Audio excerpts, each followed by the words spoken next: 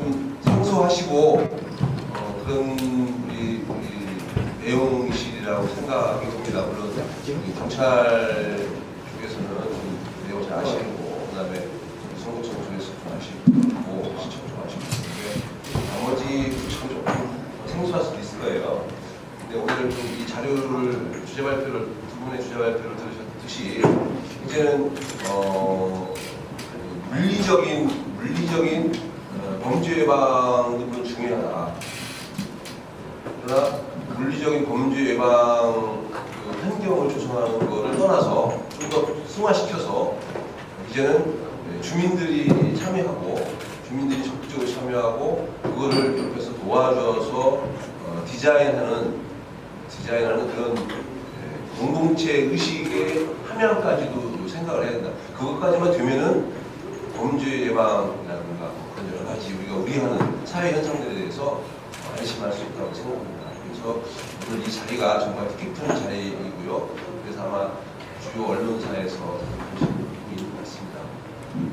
오늘 모신 거는 각 기관별로 물론 경찰이나 또는 여기 행정 집행기관 쪽에서는 비슷비슷한 역할을 하시니까 일반 경찰 관서라든가 일반 부처단체에서의 역할이 시와 경찰본청, 지방청과의 역할이 중복될 수 있겠습니다만은 어쨌든 나오신 자리이기 때문에 각 성안, 각 지자체에서 담당 업무를 보시면서 오늘 참석하기 위해서 이런저런 자료들을 검토하고 검색하시면서 느꼈던 점 그런 것들을 소회를 밝혀주시고 앞으로 우리가 이 대전 시위가 어떻게 하면 이런 협업을 통해서 시민들이 안전하고 심적인 안전, 그 다음에 범죄 의혹이 저하되는 그런 범죄 환경을 우리가 조성할 것인가, 안전한 구조를 만들 것인가에 대해서 코멘트를 해주시기 바라겠습니다.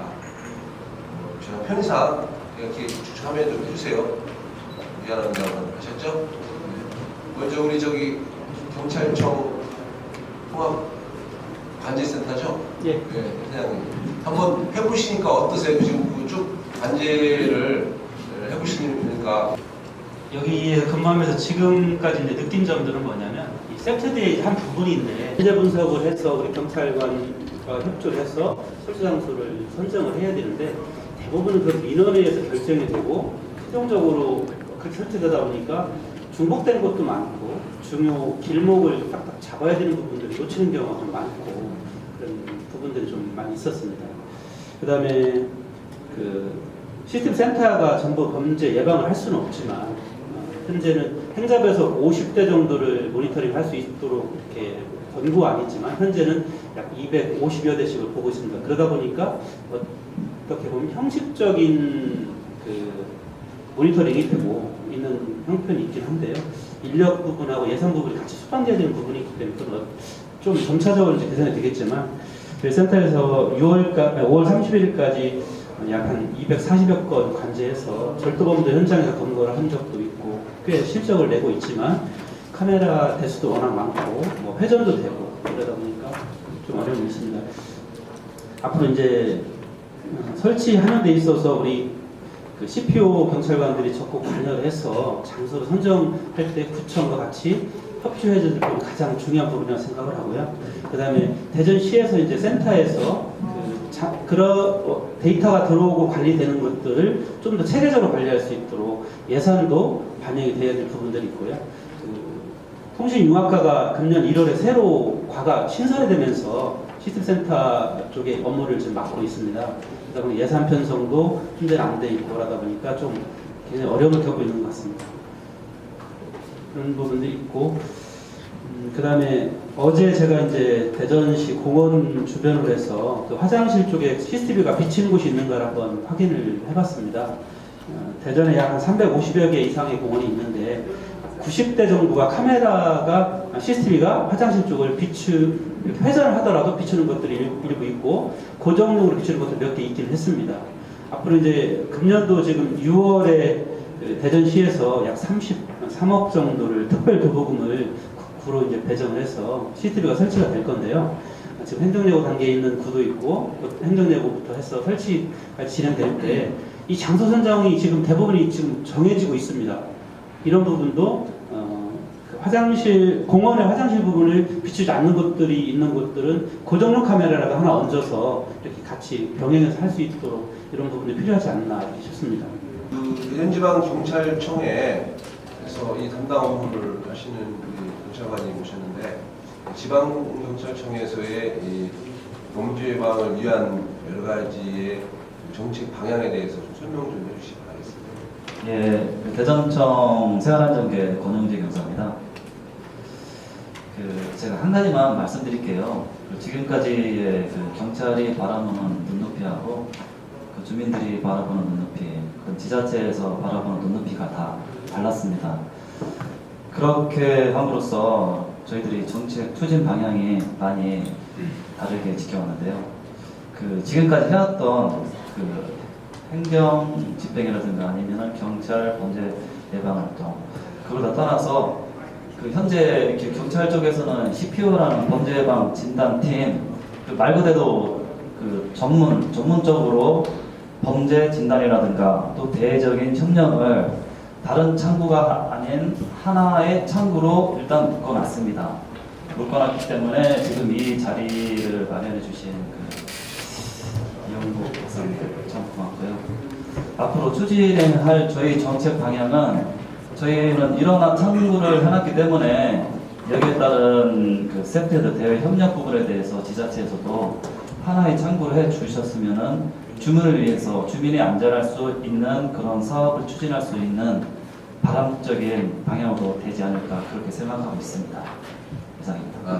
세페드 범죄 예방 관련돼 있는 이 범죄 예방 진단팀 CPO 라든가 그런 도시계획위라든가 여러 가지 경관이라든가 그거를 관련돼 있는 공직자들과 또 관련돼 있는 경찰관들과 한번 합동으로 워크숍이든 아니면 교육이든 해서 계획을 한번 잡았으면 좋겠습니다. 돌아가셔서 우리 결재단을 통해서 한번 이런 내용들이 나왔었고 이거에 대해서 적극적으로 검토를 부탁한다고 좀 말씀 부탁드리겠습니다. 비공예방법 사전 영향평가하는 게 제가 이제 참석을 해서 이게 뭐가 서로 잘못되고 있다. 이제 그런 것부터 이제 하나 좀 다시 해놔야 되고 또 제가 이제 쭉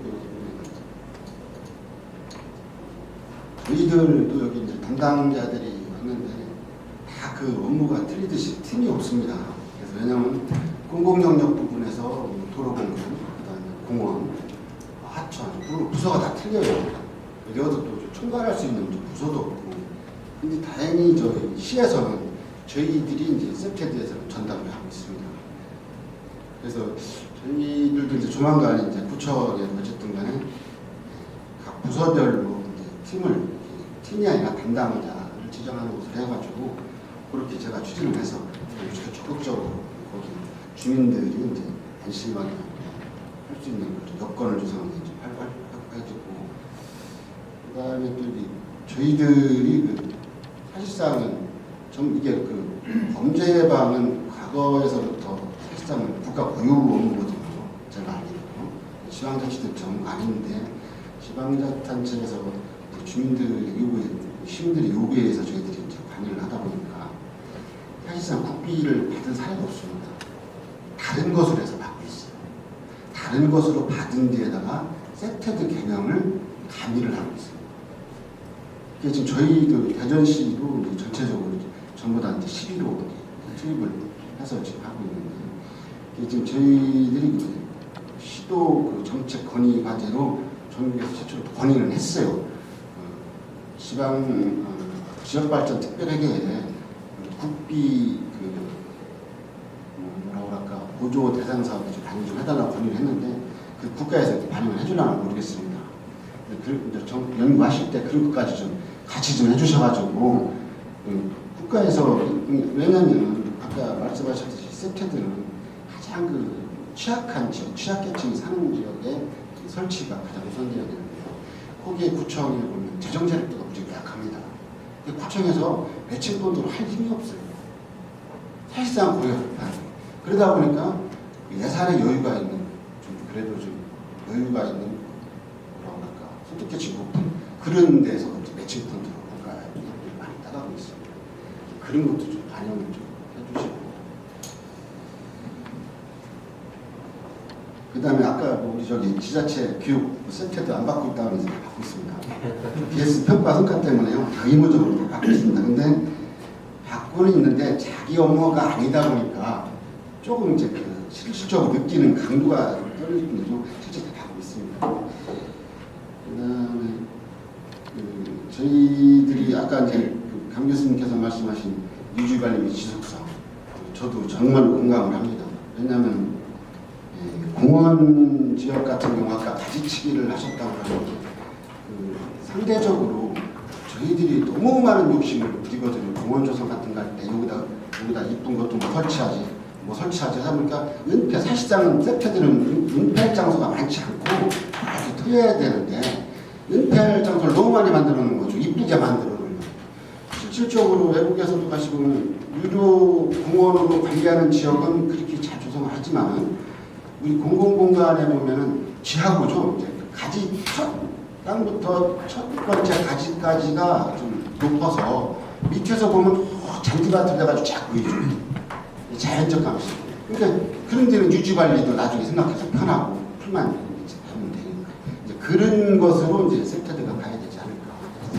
그래서 그런 실질적으로 저희들은 이제 바로 사업을 시행을 해야 되는 입장에서 보면은 이제 학술적으로 하다 보면 가끔 가다가 현실하고 좀 떨어지는 것이 있습니다.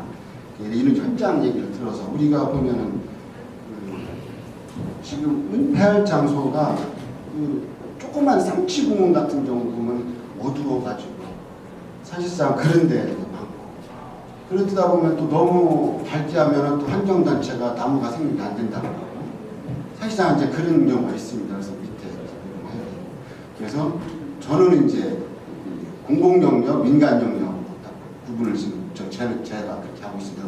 민간영역 부분은 이제 건축허가 할 때 사실상 인허가 할 때 하고 유지관리는 그분들이 하시는 거거든요. 우리 공공기관 영역에서 할 수 있는 부분이 아니거든요. 그래서 저희들 부분하고 그분들 부분이 했을 때 법적으로 연구하실 때 좀 잘 좀 부탁드립니다. 왜냐면 그게 구분이 확연히 안 되면은 이게 좀 건축 설계하는데 다 되는 것처럼 되거든요. 사실상 사건 사고는 공공영역 부분에서 거의 일어나거든요.